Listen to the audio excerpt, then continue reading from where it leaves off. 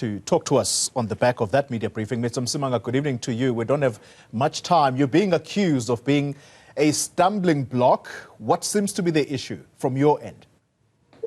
Well, Solly, thank you very much, and good evening to the newsroom viewers. And thank you for the opportunity. I think to start off, we have been engaged in good faith from day one.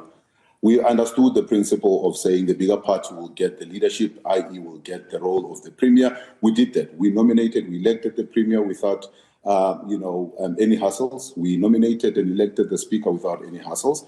We were supposed to then be engaging with them from the same Friday afternoon after electing the premier. They disappeared on us. Saturday, they were not available. Sunday, they were not available. Monday, Tuesday, Wednesday, only when we met at the inauguration of the president did they tell us that they will engage us. We engaged them on the days that followed. They asked us for proposals. We gave them proposals and our understanding of how power sharing should be. We said to them that there should be a split in terms of the numbers that we're bringing in. They then said, let's put that in writing. We did. My provincial chairperson put that in writing. Then they said they're uncomfortable with the inclusion of other parties because they're engaging with us. And then we said, okay, fine. We'll remove that. But then we then said to them, but if you're talking about a government of provincial unity, surely in that cabinet, you should be able to then have other parties being represented. And surely that should also be reflective of, the outcomes of the elections. Let me tell you what is now being on the table. The DA is being offered 2 positions, MEC positions. The DA has been offered 2 chairpersons positions. And we're asking, is this a true reflection of what, the voters have said to us? A party that has 34%, wants to then hog on to 8 positions and only give 2 to the DA and 1 to another party. Yeah. We said that we can engage and negotiate around this.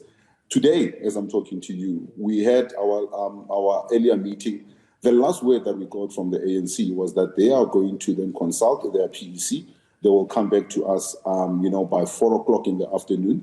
By 5:30, then we see a media statement to then say they are ready to make an announcement. And I did talk to Panyaza Lesufi. I did call the provincial secretary. I said, but are you guys really engaging in good faith? You said you'll come back to us at 4 o'clock to look at the proposal and agree on a proposal. And then if we agree on the proposal, we were more than happy to then give you the name so that you're able to then, we have an inclusion in terms of that. Yeah. That's not what they want. All right, Solly, I need to move quickly because of time. Is it your understanding that if the ANC and the DA don't find each other at provincial level, could that have a bearing on what happens nationally? Because that seemed to be the spirit or the tone of the messaging from the Democratic Alliance, that this deal that is being struck at national has a bearing on what happens in provincial structures. Is it your understanding? Well, I don't think that we are there, Gordon. But what we have said is that there are principles that have been applied at the national level. We've asked for the same principles to be applied here at the provincial level. And I don't know if you were following what TK and Lawakang were saying, because they seem to be contradicting each other every 2 minutes. At one point, they're talking about following the principles. The next moment, they're talking about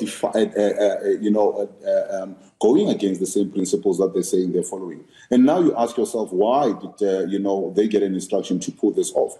Because at a national level, there has been an agreement and there's been principles that have been followed. The same principles, by the way, that were proposed by the ANC in KZN is the same principles that we are saying must apply here in Gauteng. So why in KZN they can propose certain things, at a national level they can propose and agree to certain things, but when it comes to Gauteng they are now denying to go that route? I'll tell you what the issue is.